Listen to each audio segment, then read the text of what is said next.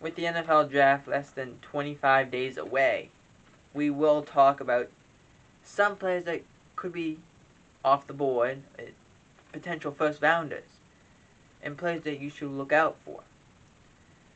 But to first begin, last year I had did a video every day. I did it on the first day, first round. I had did a video of all the people who got drafted in the first round. I'm not gonna do that fully per se. When after the draft happens, we will do our normal program. But the videos will be longer, talking about the draftees and who is a bigger time name at what position. So just a heads up, won't be doing a video after round 1 and after rounds 2 and 3, but we'll be doing it all together the Monday after the draft. But to begin, the first couple names, obviously everyone's known mostly in the NFL who all these players are. Number 1 is Aiden Hutchinson. He's probably going to go number 1 to Jacksonville. That's just the way things go.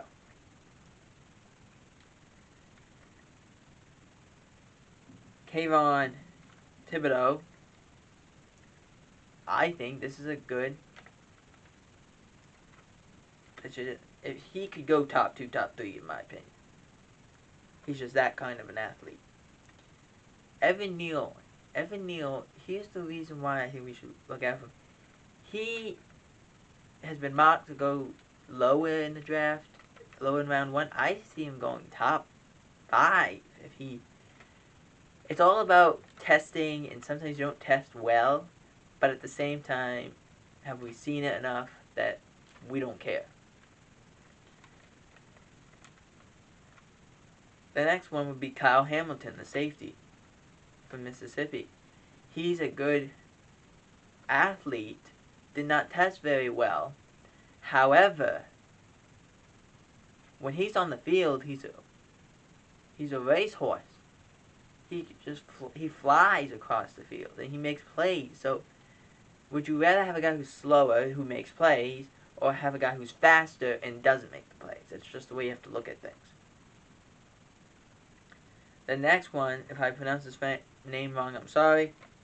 Aiken Iguanu. I see him going. He's probably one of the better offensive linemen in the draft.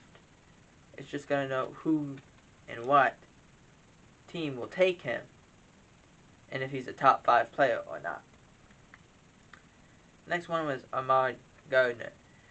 To me, everyone's like, he's a top 2 choice. Or at least he's been mocked that way. No, not really. I don't see, Detroit is destined to have the 2nd overall pick. I do not see them taking Gardner. I see them taking Thibodeau. That just seems more likely. They released Trey Flowers. Why not bring in Thibodeau? It works. He's younger and you don't have to pay as much. The next one would be Jermaine Johnson III. A phenomenal athlete. If he stays on the field, he's had some injury issues in the past. But I think if he stays on the field, he's a good player. And I think he needs to be put in the right position. But I see it working out for him. Another player is Kenny Pickett and Malik Willis. These 2 players are both similar. Pickett, as many people have said, is astonishing. He's not a tall guy and he has smaller hands. But if you look at him in college, what he did was extraordinary. Same thing with Malik Willis. He looked really good in college.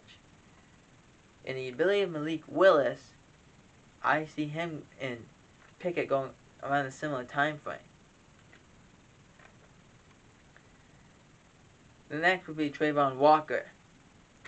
I see a lot of defensive ends going within the first 15, maybe even in the first 20 picks. Walker, they marked him to Minnesota. I don't see that happening with Zadarius Smith.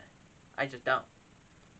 I don't see that. That doesn't make that's not logical. I see him going to like a team like the Panthers, the Patriots. He's that kind of an athlete that you could put him in a situation he'll be really good. The next thing would be, the next one would be Charles Cross, the offensive tackle. He's one of the better tackles in this year's draft class. Now, there is a lot of tackles. He's one of the only players, however, to play consistent both tackle positions. Him and Penning had played guard and then moved to tackle. Cross is the only one, however, to play both tackle spots frequently, and he's very good at it. So you could bring him in as a swing tackle if you want.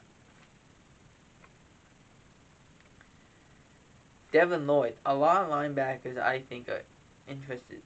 Devin Lloyd, Nakobe Dean. I think this all works in that way, and I think they go a similar time as well. They're both good athletes. Devin Lloyd from Utah, Nakobe Dean from Georgia. But I think they're similar athletes. It's just who and where. Next is Kahan Green. Green and Zion Johnson are the two best guards in this draft. Green played all over the offensive line. Johnson hadn't. Green's a better pass protector than Johnson, but Johnson's a better run protector. So I think it's all going to be what you prefer. But again, similar, they go close to each other. Next one would be Jordan Davis, the defensive tackle out of Georgia. A lot of Georgia players this year. Davis, I think, goes to a team like the Chargers. Not because they don't need any more help, just because I think that position, and with being a defensive-minded coach, that would allow him to unlock his full potential as a player.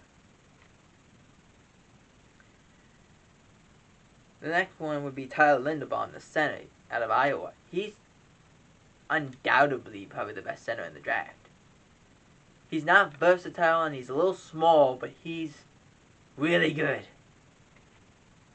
And I could see teams going and say, well, we might move him to guard. Okay. But he's probably... No, he reminds me a lot of what David Andrews used to do. That's what he reminds me of. David Andrews.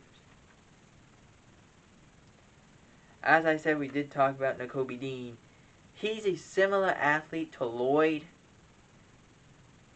Imagine what he can do if you put him on the field, because he can cover and he can rush the passer and he does all these things, and he's very good at it. That Georgia team was very good, and Dean was a part of it. The next one would be Derek Stingley Jr., the cornerback out of LSU. How does this work? I don't know, but I see him going maybe 10, pick 10, or within the top 15. I could see that happening.